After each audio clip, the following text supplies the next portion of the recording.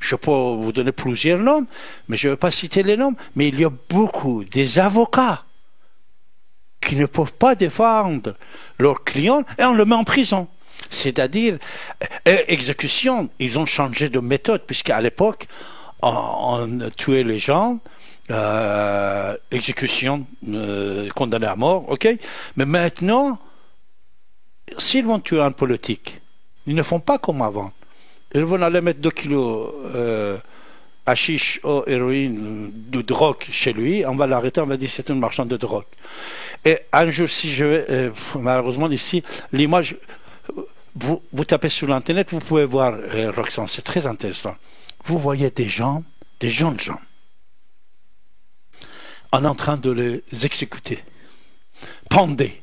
Mais vous savez, l'individu, il fait comme ça, et avec souris. Ce gars-là, ce n'est pas un délinquant, c'est une personnalité politique. Il a fait des actes politiques. C'est pour ça que si c'est un délinquant, comme ils disent, si c'est un violeur de femmes, je ne sais pas quoi, qu'il y en a parmi, mais une grande partie, c'est des gens, tout à l'heure, même j'invite tous nos amis d'aller sur l'internet et taper condamné à mort en Iran, exécution, pendu, des mots comme ça, vous allez voir, vous allez trouver des dizaines de personnes, d'individus qui sont en train d'aller être tués, mais ils font comme ça, ils font le sourire. Et de temps en temps, vous voyez son petit-fils derrière lui, il est en train de tirer. Tous ces gens-là ne sont pas des délinquants. C'est-à-dire la justice en Iran, c'est toujours va mal. Mais malheureusement, ici en Occident, puisqu'on a besoin de pétrole iranien, comme je viens de vous dire au départ de notre émission, puisqu'ils ont besoin de l'argent, et même pas, on ne parle plus de tous ces problèmes-là, comme pendant des années, on n'a pas parlé d'Arabie Saoudite, que les femmes n'avaient pas le droit de conduire, que toujours on coupait la tête, etc., puisque c'est l'argent qui gouverne, malheureusement.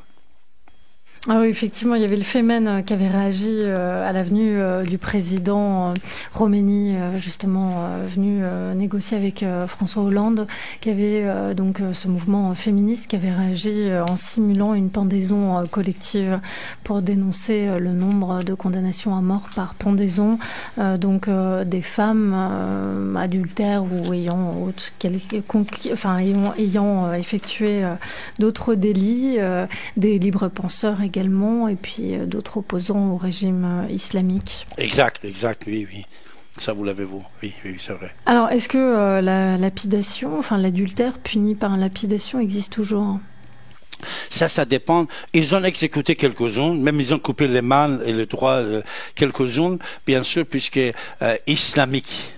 C'est des lois islamiques, ils sont obligés de les exécuter, vous voyez.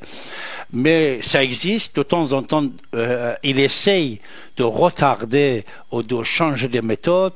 Surtout que, vous savez, pour l'adultère, je vais vous donner un exemple, comme un islamologue. Vous savez, Roxane, je suis désolé, vous êtes une femme, mais on va dire, vous savez, adultère, vous devez punir l'individu, d'accord?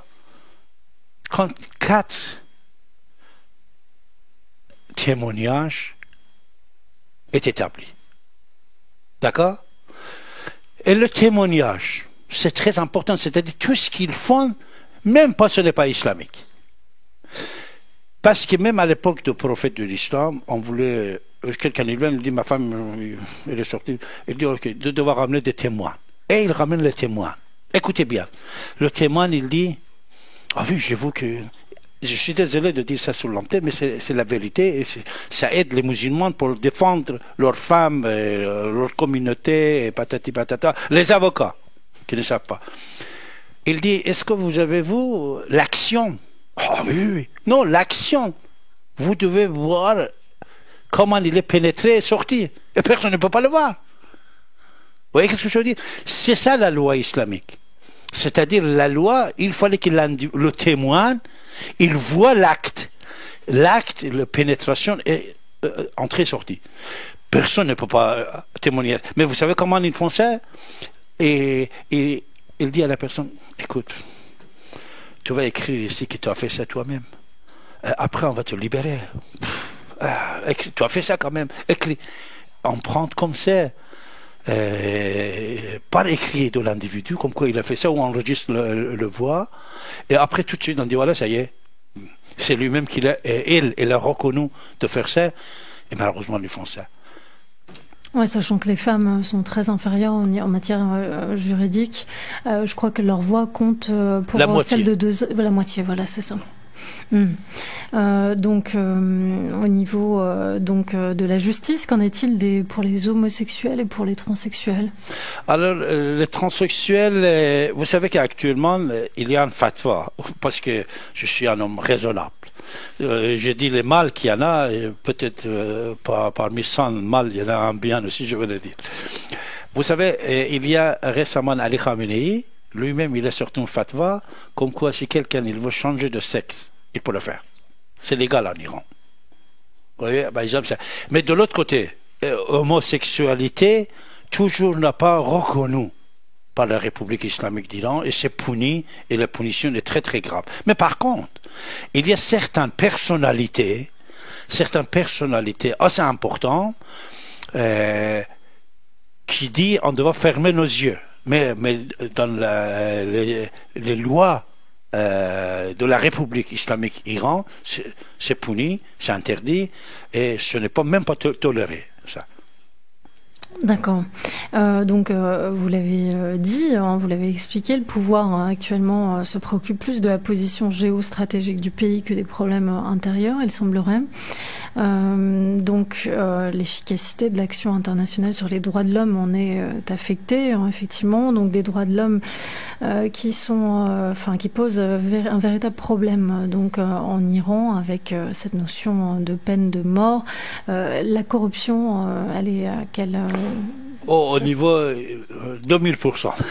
C'est-à-dire corruption, ça marche, Roxane, partout en Iran, partout, de petites jusqu'à très très haut instance iranienne. La corruption, c'est l'affaire de toutes les secondes en Iran. Est-ce que l'application de la peine capitale est attribuée aux mineurs également? Non, aux mineurs, non, quand même. D'accord, parce que apparemment... Mais, si vous permettez, mais malheureusement, quand on est en train d'exécuter à la veille de la révolution les opposants, ils ont exécuté plusieurs centaines de mineurs. Oui, c'est ça. Et il ne faut pas oublier. C'est-à-dire, mais actuellement, puisqu'ils ont fait certains changements dans les lois islamiques, moi-même j'étais témoin pour beaucoup de gens que je connaissais, femmes et hommes, filles et garçons, et ils avaient 14 ans, 12 ans, 16 ans, ils étaient exécutés juste à la veille de la révolution, puisqu'ils étaient contre le pouvoir. Mais actuellement, ils ont passé des lois comme quoi on garde l'individu dans la prison pour qu'il arrive à l'âge de 18 ans et après on l'exécute. Et nous avons des exemples comme ça, beaucoup d'exemples qu'ils ont gardé dans la prison l'individu, mais après 5 ans, 6 ans, il était exécuté. Alors, qu'en est-il de la jeunesse qui représente une large majorité dans le pays, qui est en train de se moderniser, donc avec quand même une faculté à pouvoir pénétrer sur les réseaux sociaux, à pouvoir contourner les lois qui les rendent finalement illégaux. Qu'en est-il de cette jeunesse-là qui semble en décalage avec leur génération antérieure?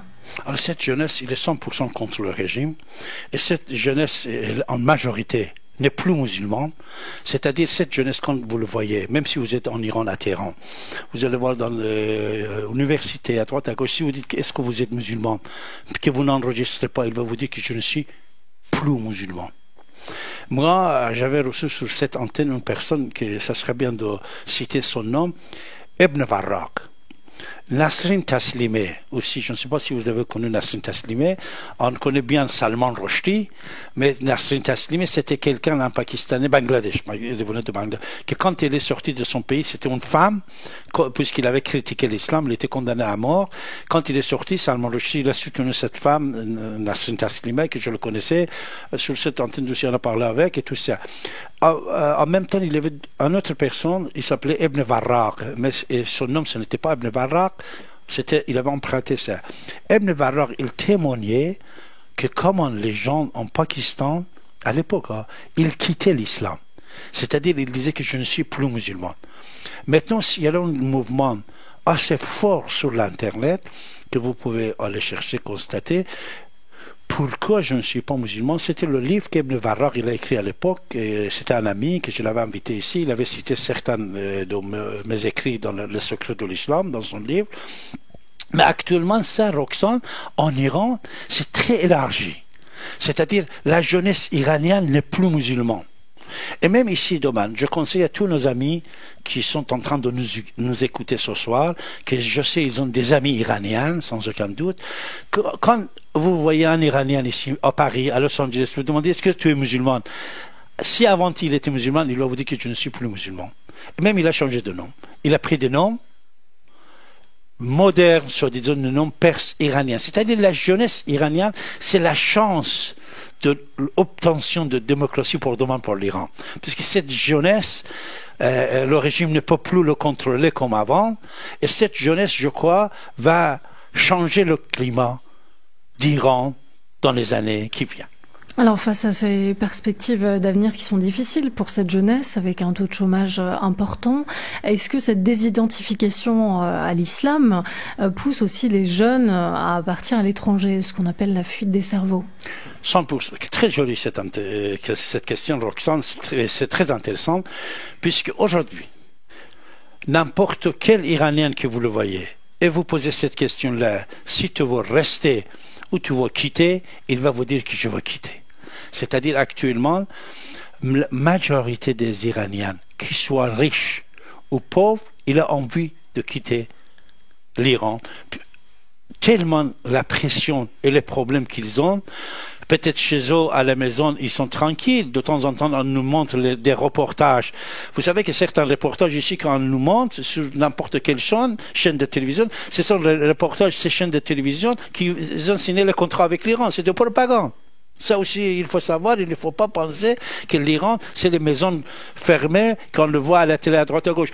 Dans la rue, vous, une femme, quand vous sortez, vous n'avez pas le droit de montrer vos cheveux, de mettre une petite mini-jupe, d'aller boire quelque chose avec quelqu'un.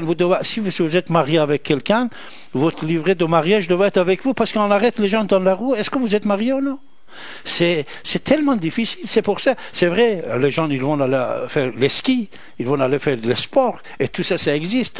Mais tous les propagandes de temps en temps qu'on voit ici à la télé en Europe, ce sont des propagandes viennent de la part des sociétés qui ont signé des millions et des milliards de contrats avec la République islamique d'Iran.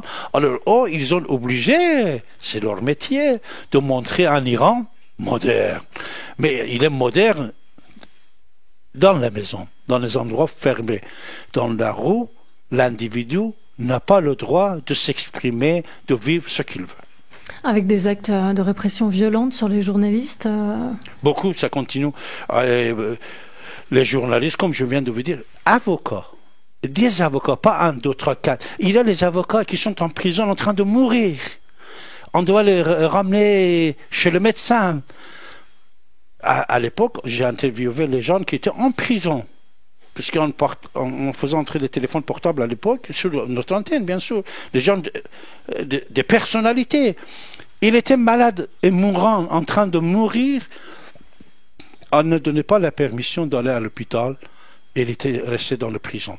C'est pour ça, la plupart des choses qu'on entend ici, n'oubliez pas, c'est un arrangement de psychologie des gens selon les contrats qu'ils vont signer, qu'ils ont déjà signés. Pour dire, oh, c'est une dictature, pourquoi vous avez fait ça? Non, non, ça a changé, ce n'est pas patati, patata. Hassan Rouhani, c'est un élève de guide Ali Khamenei.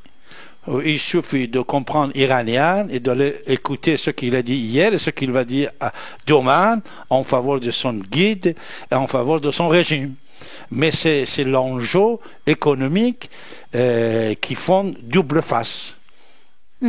Alors vous l'avez dit, chez les jeunes, en tout cas, les notions de république, de démocratie ou de liberté s'ancrent de plus en plus dans les esprits et créent des conditions d'un changement profond. Est-ce que vous pensez tout de même que malgré la répression, l'Iran est un pays où les gens donc débattent, parlent, s'expriment et protestent? Ah oui, oui, de toute façon, la résistance qui existe chez les Iraniens, surtout chez la jeunesse, cette résistance est très, très admirable. Nous avons une admiration pour cette résistance de la jeunesse iranienne, qui, comme je viens de vous dire, Roxane, notre espoir pour demain, parce que nous, on a fait notre travail, hein, c'est-à-dire pendant 30 années, on a écrit, on a éclairé, patati patata. Maintenant, c'est la jeunesse iranienne et que, comme vous venez de dire, environ 70% de 80 millions, c'est la jeunesse qui vont détruire ce climat de censure et de la pression. Alors David Abbassi, je vous propose une courte pause musicale. Le standard est toutefois ouvert si vous avez envie d'intervenir. Vous composez le 08 92 23 95 20. Je rappelle que David Abbassi est islamologue, réfugié politique, historien et journaliste, animateur radio sur Radio Ici et Maintenant pendant de nombreuses années avec l'émission Terre de Perse. Donc vous êtes les bienvenus pour réagir au 08 92 23 95 20, le 08 92 23 95 20. À l'écoute de Radio Ici Maintenant, 95.2, David Abbassi nous accompagne pour ce soir. Merci à nouveau d'être parmi nous, parce qu'il faut quand même toutefois rappeler que vous avez risqué votre vie plusieurs fois pour défendre les valeurs démocratiques, les valeurs de liberté, de conscientisation. Voilà, toutes les valeurs que nous défendons dans le monde occidental et que vous incarnez avec tolérance. Donc merci d'être parmi nous. J'informe les auditeurs d'un scoop et je pense qu'il les réjouira. Vous avez accepté il y a quelques minutes de redevenir animateur sur l'antenne de Radio Ici et Maintenant, le 4e samedi de chaque mois. Vous savez, Roxane, cette radio, c'est une partie de ma vie. Surtout Didier, lui-même, c'est une partie de ma vie, puisque c'est mon meilleur ami, que j'avais beaucoup appris de lui, c'est-à-dire, puisqu'il n'est pas là, je vous dis, voilà, puisqu'il n'est pas là, Didier, je vous dis, moi-même, j'ai beaucoup appris de Didier, mon communauté aussi, également. Actuellement, à Los Angeles, il y a une centaine de télévisions qui ne marchent qu'avec la méthode de la radio Ici Maintenant. Pour la plupart de ces gens-là, à l'époque, ils étaient ici à Paris. Ils sont partis là-bas, fonder des télévisions. Cette télévision, seulement, c'est les gens qui parlent. Et ils parlent avec les gens. C'est-à-dire le système de la radio Ici Maintenant, de s'exprimer et donner la parole aux autres. Et bien sûr, sur beaucoup d'autres points, j'ai appris des choses, c'est-à-dire avec l'avancée de l'Internet et tout ça. Didier, pour moi, c'était aussi un maître. Alors, pour ça, c'est vrai que lui aussi, il m'avait manqué. Alors, quand il m'a proposé, je l'ai dit avec plaisir, voilà. Surtout ce soir, c'était très intéressant. Je vous remercie beaucoup, Roxana. La qualité que vous avez, comme je peux dire comme ça, un journaliste humain et intelligent. Et vous avez bien travaillé et les questions étaient très riches. Et je vous remercie beaucoup. J'étais tellement ravi de faire cette émission avec vous. Ça sera un des points très très forts de ma vie. Dernière documentaire qu'on avait fait pour moi, c'était Al Arabiya. Ça, je dis pour mes amis arabes qui nous écoutent. C'est puisque la chaîne de Al Arabiya, c'est la plus grande chaîne de télévision internationale, que plusieurs millions de gens le voient. Alors, ils ont fait un documentaire de 4 épisodes sur la religion en Iran. Moi et mes amis en parlent dedans. Et l'émission commence par David Abbassi. Et ça se termine aussi par David Abbassi. Là-dedans, j'ai dit en arabe, j'ai dit ici et maintenant, pour moi, c'était le moteur de départ vers un domaine de pouvoir écouter l'autre. en même temps qu'on parle, on peut écouter l'autre aussi, et bien sûr, on apprend des choses. Pour ça, c'est avec grand plaisir quand Didier m'a proposé ça, de faire l'émission avec vous, j'ai accepté avec grand plaisir. Et également, pour le dernier samedi de chaque mois, ça sera comme d'habitude, je serai avec mon ami Didier Deplèche et la radio, qui est une partie de ma vie. C'est sympa d'accepter, David. Voilà, on se connaît depuis une trentaine d'années. Oui, c'est ça. Bon, il s'est dit des choses pas toujours acceptables de la part de certains de tes invités, mais peu importe, on a mûri depuis. Bien sûr. On a grandi. Et toi, tu as témoigné ce soir d'une maturité normale, nécessaire et agréable et confortable. J'espère que Roxane a beaucoup apprécié également. Et je suis content de te saluer à nouveau et de te proposer de rejoindre l'équipe pour Soleil de Perse, le dernier samedi du mois. Avec plaisir, Didier. À partir de 23h. Avec plaisir. Super. Merci Roxane. Merci à vous, merci David Abbassi d'avoir été parmi nous. Merci pour toute cette richesse d'expérience et de connaissances. Merci Roxane, et je vais remercier Didier, surtout pour Roxane, une professionnelle qui t'a mis en face de moi ce soir, j'étais tellement ravi de ce côté-là aussi. Elle a beaucoup travaillé. Je sais, c'est pour ça que j'ai dit c'est très admirable l'émission qu'elle a fait avec elle ce soir. C'est imprégné du climat géopolitique, si on peut dire, de l'Iran. Elle a beaucoup appris ce soir sur un pays qu'elle n'a pas visité, mais elle a fait en sorte. Mais elle va visiter quand elle veut. Elle a fait en sorte. Moi, tu sais, Jordan, qu'est-ce qu'il dit, mon fils? Il dit, papa, tu peux pas aller en Iran. il dit ça. Il dit, tu peux pas aller en Iran. Mais mes amis, ils peuvent aller en Iran s'ils vont. Et ils vont être accueillis par mes amis là-bas, qui sont tellement nombreux grâce à tout ce que j'ai appris de Didier. C'est sympa. Voilà. Merci beaucoup. Merci David. À bientôt. Je t'embrasse, Didier. Merci Roxana. Merci beaucoup David Abbassi. Merci à tous et à toutes. Merci pour vos interventions également. Mais vous étiez dans le magazine Énergie Positive tous les vendredis soirs à partir de 23h. Dans quelques instants, vous continuez à nous suivre, bien sûr, sur 95.2. Nos programmes continuent jusqu'à 6h du matin et après sur notre site internet ici et maintenant.com. Belle soirée à vous et à très bientôt.